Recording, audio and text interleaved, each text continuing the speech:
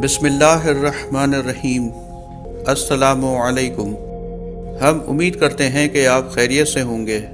جب رسول اللہ صلی اللہ علیہ وآلہ وسلم کے پاس جبریل امین علیہ السلام یہ خبر لے کر آئے کہ اے اللہ کے رسول، آپ کو جو عالم ارواح میں دکھایا گیا تھا اس کے مطابق یہ سال آپ کا آخری سال ہے، اگلے سال آپ اللہ سے ملاقات کریں گے۔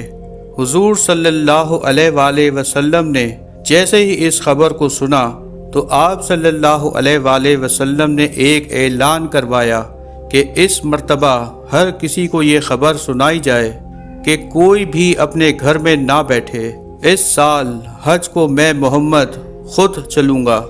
کہا جاتا ہے کہ 10 ہجری کا حج اس دور کا سب سے بڑا حج تھا۔ جس نے یہ خبر سنی وہ سب اپنے اہل و عیال کے ساتھ اللہ کے گھر کے قریب پہنچنے لگے۔ تمام اصحاب نے رسول اللہ صلی اللہ علیہ وآلہ وسلم کے ساتھ حج ادا کیا، اور پھر اصحاب رسول اور رسول اللہ صلی اللہ علیہ وآلہ وسلم خود مکے سے مدینے کی طرف چلنے لگے۔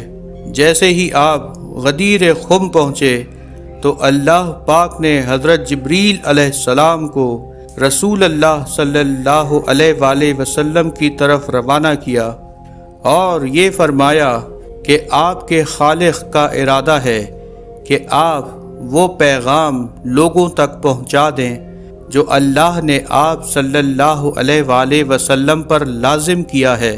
اگر آج آپ نے یہ پیغام حق نہیں پہنچایا تو سمجھ لیجئے گا کہ آپ صلی اللہ علیہ وآلہ وسلم نے رسالت کا کوئی بھی کام انجام نہیں دیا۔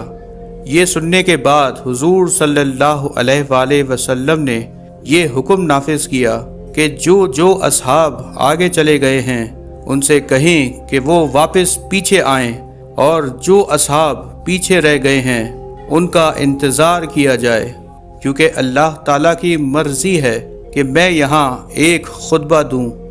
وادی غدیر ایک مرکز تھا، کیونکہ یہاں سے مدینے والے مدینے کی طرف روانہ ہوتے تھے اور دوسرے اصحاب اپنے اپنے گاؤں دیہات کو چلے جاتے تھے۔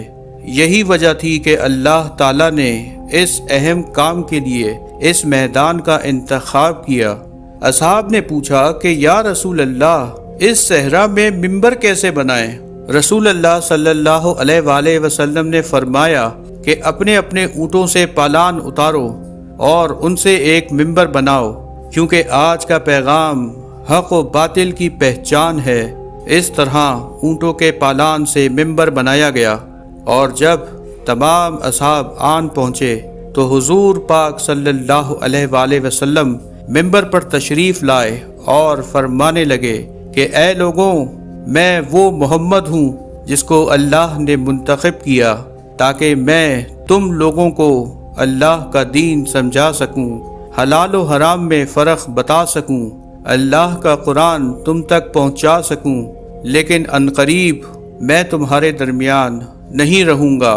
میرا پیغام رہے گا، لیکن تم لوگ مجھے اپنی نظروں سے نہیں دیکھ پاؤ گے۔ آپ صلی اللہ علیہ وآلہ وسلم کی یہ بات سن کر اصحاب رونے لگے۔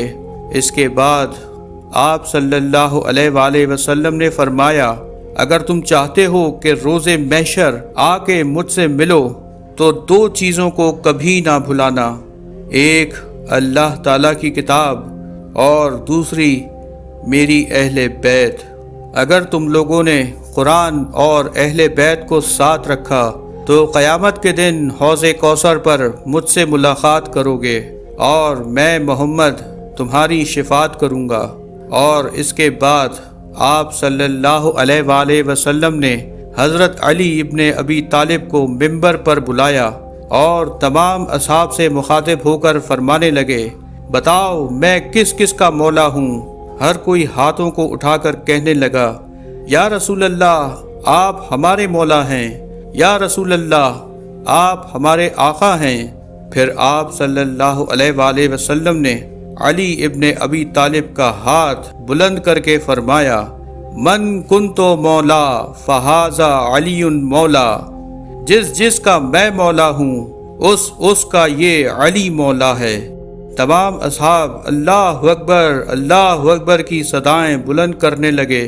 اسی اثنا میں ایک منافق آ کر کہنے لگا، اے اللہ کے رسول، یہ پیغام آپ نے اپنی طرف سے سنایا ہے یا اللہ کی طرف سے؟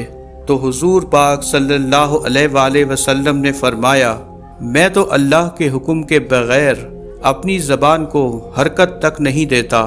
تو وہ ملعون کہنے لگا، اے اللہ کے رسول، اگر یہ پیغام اللہ کی طرف سے ہے تو اللہ سے کہیں کہ مجھ پر عذاب نازل کرے۔